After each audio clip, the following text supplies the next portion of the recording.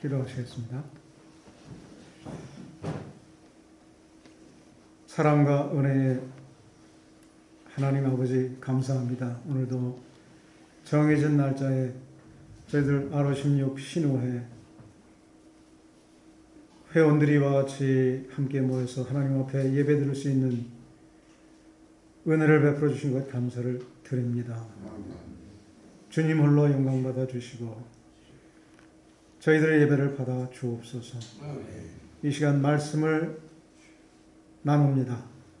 전하는 입술과 듣는 귀들을 복되게 하여 주시고 오직 성령께서 홀로 역사해 주시고 주님 홀로 영광 받아 주옵소서. 예수님의 이름으로 감사하며 기도드리옵나이다. 아멘. 잘들 지내셨습니까? 참 요새 사람 만나기가 어려운데 저희는 꼭 한 달에 한 번씩 이렇게 반가운 얼굴들을 꼭 보고 특별히 예배 드릴 수 있는 이 기쁨을 가질 수 있어서 얼마나 좋은지 모릅니다. 또 저희들 우리 회장님 또 우리 총장님 이하 수고들 해주셔서 빠지지 않고 코로나 시국에도 꼭 예배를 드려온 것 하나님의 은혜인 줄로 믿습니다. 제가 이 3년여 전쯤을 기억하는데 젖과 꿀이 흐르는 땅이라는 내용으로 한번 설교를 한 적이 있습니다. 그때는 이제 신명기 본문을 가지고 설교를 했는데 오늘은 에스겔서 20장 6절 말씀을 가지고 역시 젖과 꿀이 흐르는 땅에 관하여 은혜를 나누기를 원합니다. 하나님께서는 이스라엘 백성들을 인도해 주셔서 그 젖과 꿀이 흐르는 땅으로 인도해 주겠다 이렇게 약속을 하셨죠. 출애굽기 3장 8절에 젖과 꿀이 흐르는 땅이라는 것이 처음 이제 나옵니다.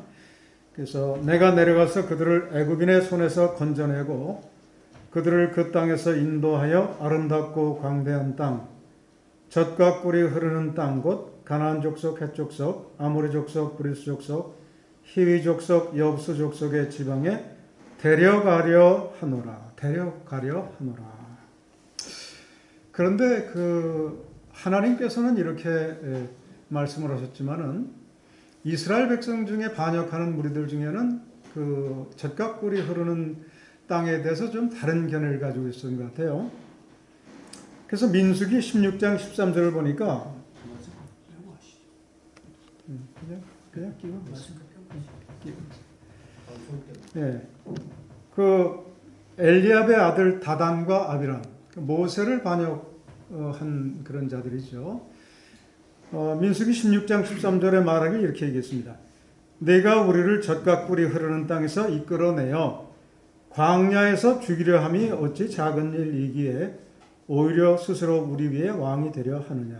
그러니까 이 사람들은 젖과 꿀이 흐르는 땅을 하나님께서 인도해 가시고자 하는 최종 목적지 가나안 땅이 아니고 애굽 땅을 젖과 꿀이 흐르는 땅이다 이렇게 말을 하는 겁니다. 왜 지금 우리가 젖과 꿀이 흐르는 애굽에서 살았는데 왜 우리를 끄집어내 가지고 이 고생을 시키느냐. 견해가 다른 거예요. 하나님이 그 땅을 보시는 그 말씀, 젖과 꿀이 흐르는 땅이라는 그 말씀과 일부 세상의 견해는 이렇게 좀 반역하는 무리들의 견해는 다른 것입니다. 그런데 하나님께서 그 두 땅을 어떻게 설명을 하십니까?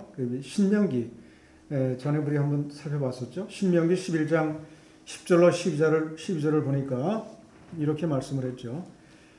내가 들어가 차지하려 하는 땅은 내가 나온 애굽 땅과 같지 아니하니 거기에서는 너희가 파종한 후에 발로 물대기를 채소밭에 댐과 같이 하였거니와 너희가 건너가서 차지할 땅은 산과 골짜기가 있어서 하늘에서 내리는 비를 흡수하는 땅이요 내 하나님 여호와께서 돌봐주시는 땅이라.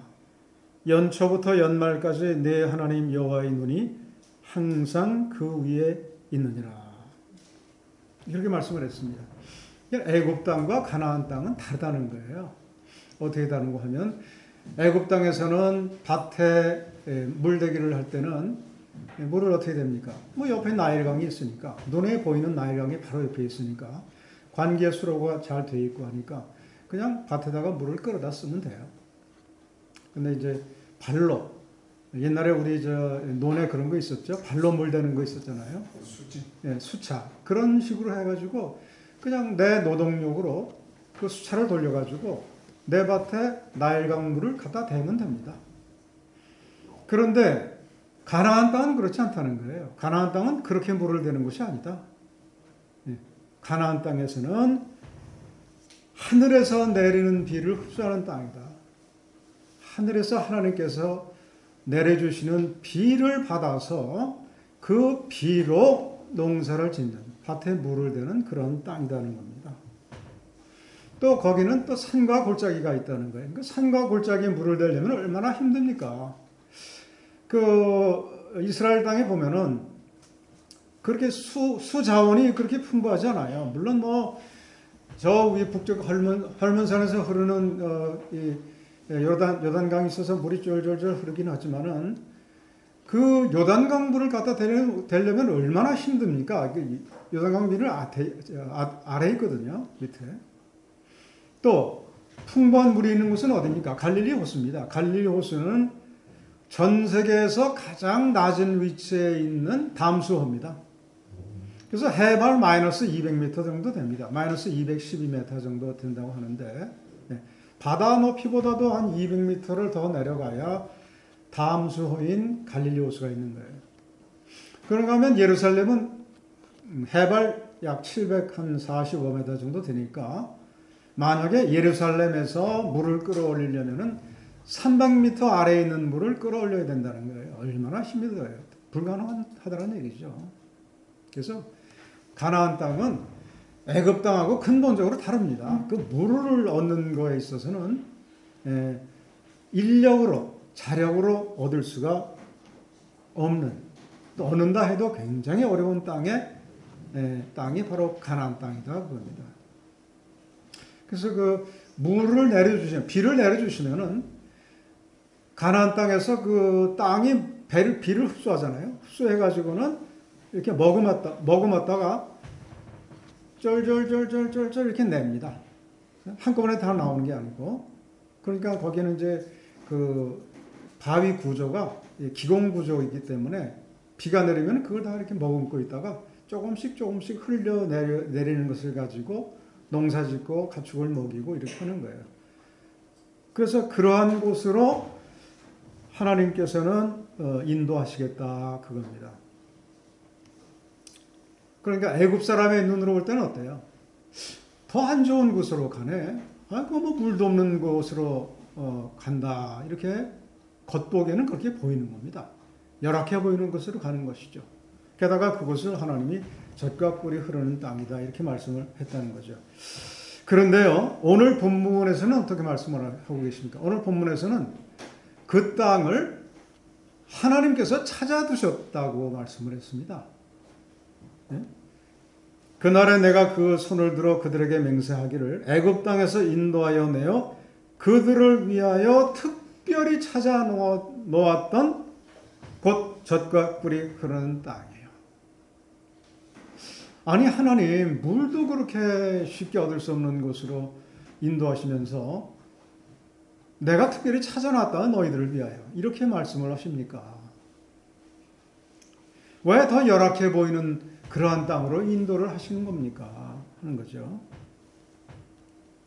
하나님은 너희들은 이제 애굽에서와 같이 보이는 것으로 살아서는 안 된다.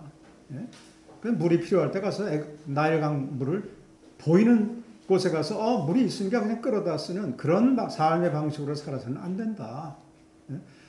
가나안 땅으로 와서는 이제는 온전히 나를 의지해야 내가 내려주는 비를 받아서 너희들이 살게 되고 그랬을 때 그 땅이 풍족해지고 젖과 꿀이 흐르는 그런 땅이 될 것이다. 그 땅을 누릴 것이다 하는 하나님의 계획이죠. 하나님의 계획이에요. 그래서 하나님을 온전히 의지하면은 젖과 꿀이 흐르는 땅의 삶을 누릴 것이요. 그렇지 않으면 비 자체가 내리지 않기 때문에 굉장히 열악한 삶을 사는 삶이 될 것이죠. 이스라엘이 어떻게 됐습니까? 결국은 그 땅에 들어가서 하나님을 온전히 의지하지 않아가지고 실패했지 않습니까? 그것은 하나님께서 가르쳐 주신 방식으로 살지 않았기 때문에 그런 거죠. 여러분, 그리스도인의 삶도 그렇습니다. 우리가 예수 믿게 된 이후에는 신앙을 갖게 된 그 전의 삶과는 다른 삶을 사는 겁니다. 우리가 예수님을 구주로 또 주로 믿기 전에는 눈에 보이는 것으로 살았습니다. 세상에서 눈에 좋은 것으로 살고 가까이 있는 것을 움켜쥐므로 살고 또 소유를 누리고 그것을 만족하고 이렇게 살았는데 우리가 신앙 안에서 살게 되니까 이제는 너희는 보이는 것이 아니고 보이지 않는 것으로 살아라. 믿음으로 살아라. 곧 예수님을 온전히 의지하고 살아라 하는 그러한 믿음의 삶으로 우리를 초대해 주신 것이죠. 우리를 가나안 땅으로 옮겨 주신 것입니다. 여러분들이 지금 현재의 삶은 어떠십니까? 풍족한 삶을 살고 계신가요? 혹시 퍽퍽하고 건조하고 참 어려움이 많은 그런 삶을 살고 계신지는 않으신지 모르겠습니다. 왜 이렇게 신앙생활이 어려운가? 하나님께서 복을 주시겠다고 했는데 왜 이렇게 예수 믿고 나서 이렇게 어려운 삶을 살게 됐는가? 그렇게 생각할 수도 있지만은 그러나 이것은 하나님께서 찾아두신 땅으로 우리를 인도해 주신 것으로 우리가 알아야 된다는 거죠. 우리가 지금 어떠한 형편과 사정이 있든지 그것은 하나님께서 찾아두신 땅입니다. 그 환경 자체가. 그래서 그 땅에서는 어떻게 살아야 돼요? 그 땅의 법을 따라야죠. 사도 바울은 경주하는 자가 경주하는 법을 따라야 된다고 그랬죠. 그래서 가나안 땅에서 살면서 애굽의 법칙, 애굽의 가치를 따르면은 풍족한 삶을, 풍요로운 삶을 살 수가 없는 겁니다. 그것을 우리가 다시 돌아봐야 된다는 거죠. 이 점을 잊지 마시길 바랍니다. 나는 지금 가나안 땅에 있다. 가나안 땅에 있다. 애굽이 아니다. 하는 겁니다. 그래서 이렇게 우리가 이 땅에서 살면서 즉 영적인 의미가 먼저입니다. 우리가 영적 가나안 땅에 살면서 주님을 온전히 의지할 때 풍족함을 누리게 되죠. 또 영적 만족감을 누리게 되죠. 이거 재물이 적고 많은 건 상관이 없습니다. 혹 재물이 적고 삶에 어려움이 있다고 하더라도 하나님께서는 영적 만족감을 주시는 겁니다. 만약에 사도 바울과 또 많은 사도들과 수많은 믿음의 선진들이 다 소유와 재물로 가치를 두고 판단한다면 그 사람들은 결코 복을 받은 그런 사람들이다 이렇게 말할 수 없겠죠. 그러나 그런 뜻이 아니라는 겁니다. 사도 바울은 그 고난 중에서도 항상 기뻐하라. 그래서 하나님께 온전히 속해 있는 그런 삶을 살았기 때문에 그 만족함으로 살았죠. 재물이 있고 없고는 사실 상관이 없습니다. 그런 의미에서 이 땅에서 그러한 가치, 가나안 땅으로 옮겨진 바 된 우리들의 삶은 좁은 길을 통과하는 것이라고 볼 수 있습니다. 좁은 길, 좁은 문을 가는 것이라고 우리가 볼 수 있겠죠. 왜 그렇습니까? 우리는 보이는 것으로 살지 않기 때문입니다. 보이지 않는 것으로 믿음으로 살기 때문입니다. 참 근데 쉽지가 않아요. 이스라엘 민족도 가나안 땅에 들어가서 실패를 경험했듯이 우리가 믿음의 삶을 산다고 하더라도 참 안목의 정욕과 육신의 소욕과 또 이생의 자랑을 완전히 떨쳐버리고 산다는 것이 참 여러분 쉽지 않죠. 예. 그러나 그러나 우리가 그러한 것으로부터도 자유로워지고 또 세상의 가치로부터 자유로워지고 내 손으로 움켜쥐고 내 손으로 내 힘으로 내 능력으로 살아가는 것이 아니요 오직 만사를 우리 주님께 구하고 하늘의 도우심을 구하는 것, 그것이 곧 가나안 땅에서의 삶인 것이죠. 어떻게 살아야 되는 것입니까? 우리 찬송에도 나오죠. 성령이 오셨네, 성령이 오셨네. 좁은 길을 걸으며 항상 기뻐하는 것, 주의 영이 함께 하니라. 성령 하나님께서 저희들과 함께 하고 계시죠. 참 저도 저의 신앙 이력을 쭉 살펴보면은 참 저는 이게 성인이 돼서 이렇게 신앙생활을 좀 시작했습니다. 그래서 그 당시에 한참 한월산 이런 데들 많이 가고 그랬죠. 그래서 어떠한 신비로운 것, 영적인 은혜, 은사를 사모하는 그런 분위기가 참 많았죠. 그러한 것에도 또 쫓아가 보고, 신앙의 어떤 것이 바른 신앙인가 그런 갈급함 속에서 여러 가지에 관심을 두고 이렇게 탐구해봤던 그런 여정도 있었습니다, 실은. 그 다음에 또 기도원애들 또 가서 또 금식기도 하고 해보기도 하고 은사를 사모하기도 하고 이렇게 이제 한 그런 때가 있었는데 결국은 총착역은 어딘가 하나님의 말씀 속에서 드디어 안정되고 닻을 내리고 흔들리지 않는 그러한 여정을 걸어오는 것을 제가 이렇게 살펴볼 수가 있습니다. 가나안 땅에서 삶은 어떻게 살아야 될 것인가? 말씀과 동행하는 삶입니다. 우리 예수님께서 이 땅에서 공생애를 사셨을 때 제자들이 예수님을 따라다녔듯이 늘 함께 동행하면서 따라가면서 예수님께서 무엇을 음식을 드실 때 같이 먹고 마시고 함께 동행하고 가다 보면 주님께서 환자들을 고쳐주시는 것을 보기도 하고 온갖 기적과 이사를 일으켜 주시는 것도 보기도 하고 하면서 쭉 따라갔던 제자들의 모습을 볼 수가 있습니다. 오늘날에는 우리 안에 각자의 심령 가운데 성령께서 계시기 때문에 성령님과 동행들을 하시죠.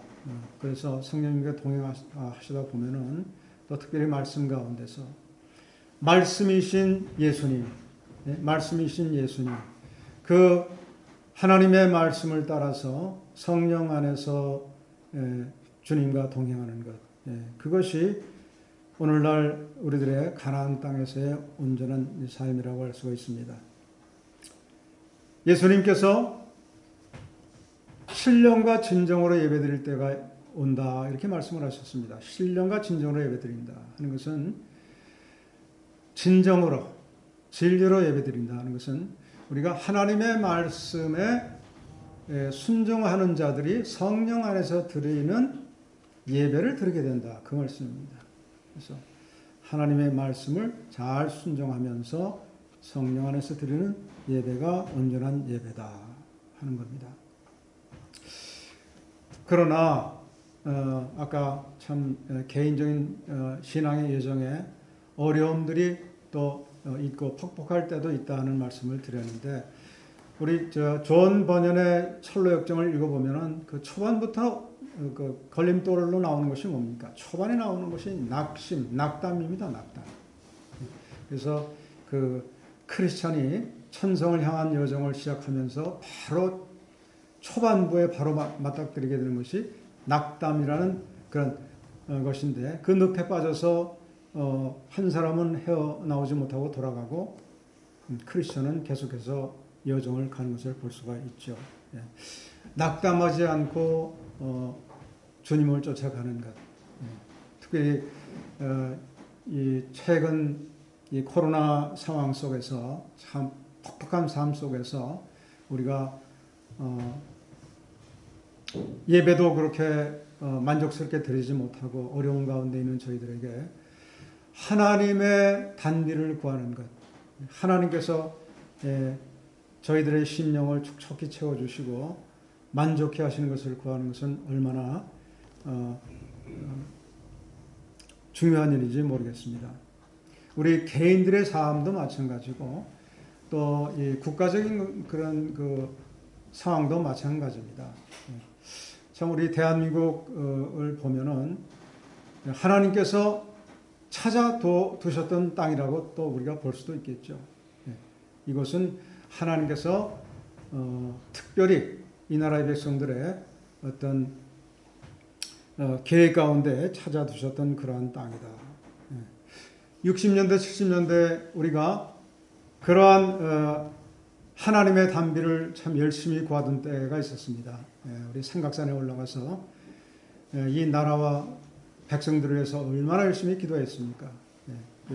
그래서 하늘의 은혜를 구했을 때 하나님께서는 그 기도에 응답해 주셔서 오늘날 이 나라 이 백성들을 이렇게 풍족해 해 주시지 않았습니까? 그러나 요즘은 다시 보이는 것으로 살기 시작했습니다. 세상에 좋아 보이는 것이 너무 많기 때문에 마음을 빼앗기고 또 우리 주의가 산만해지고 그러면서 하늘로 향하는 그러한 시선이 자꾸만 흐려지고 세상을 향하여 이렇게 갔던 저희들의 모습을 부정할 수가 없습니다. 다시금 우리가 하나님 앞에 은혜를 구하고 각성하고 개인적으로 또 국가적으로 하나님 앞에 바로 서야 될 때가 되었다 이렇게 생각을 합니다. 사람을 의지하지 말고 하나님께 만사를 구해야 되겠습니다. 시편 118편 8절로 9절 보면 여호와께 피하는 것이 사람을 신뢰하는 것보다 나으며 여호와께 피하는 것이 고관들을 신뢰하는 것보다 낫도다. 특별히 아까도 기도해 주셨지만 장로님께서 기도해 주신 대로 사람을 세워주시기를 위해서 기도하시길 바랍니다. 사람을 하나님께서 세워주십시오. 여러분 지도자들은 다 하늘에서 나는 것이 아닙니다. 하나님께서 무조건 모든 지도자가 다 하나님께서 정해주신 것이 아닙니다. 왜냐하면 호세아서 8장 4절을 보면 이렇게 말씀을 했습니다.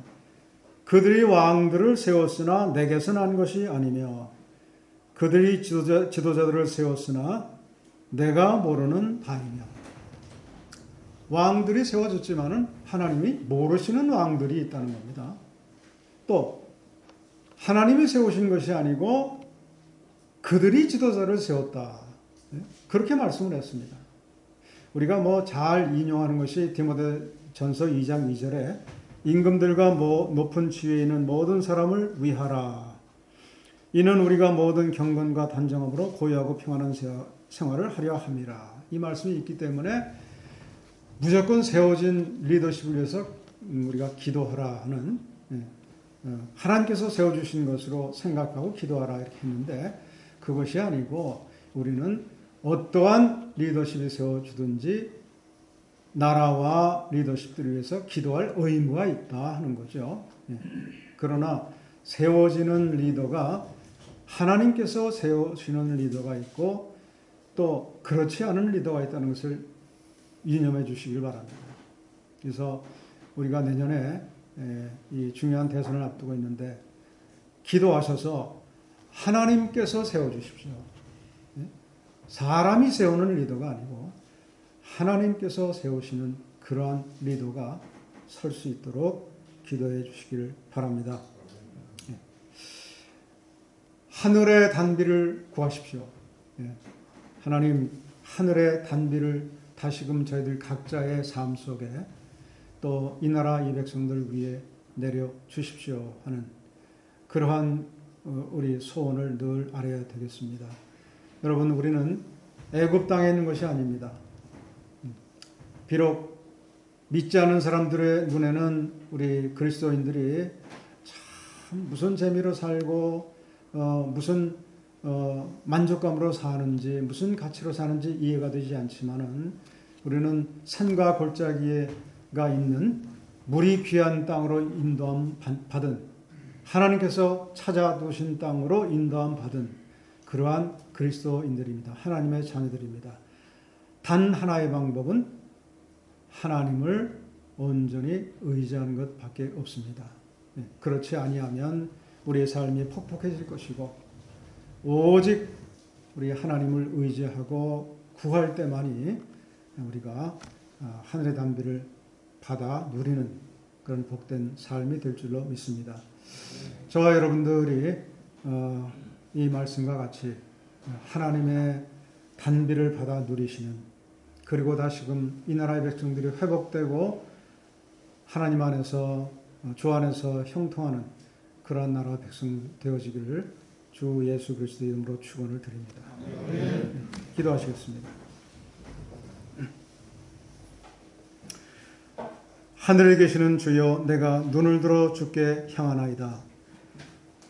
상전의 손을 바라보는 종들의 눈같이, 여주인의 손을 바라보는 여종의 눈같이 우리의 눈이 여호와 우리 하나님을 바라보며 우리에게 은혜 베풀어 주시기를 기다리나이다. 아버지 하나님, 하나님께서 저희들을 부르신 곳, 젖과 꿀이 흐르는 곳, 찾아두신 땅에 저희들을 두셨사오매 이 땅에서 하나님의 방식으로 살아갈 수 있도록 저희들을 채근하여 주시고 깨우쳐 주시고 말씀 따라 살며 기도하며 온전히 하늘의 단비를 구하는 주의 백성들 되게 하여 주옵소서. 저희들 신의 모든 회원들과 또 이 나라 이 백성들 위해 하나님의 단비로 흡족해 하여 주옵소서. 살아계신 예수님의 이름으로 기도드리옵나이다.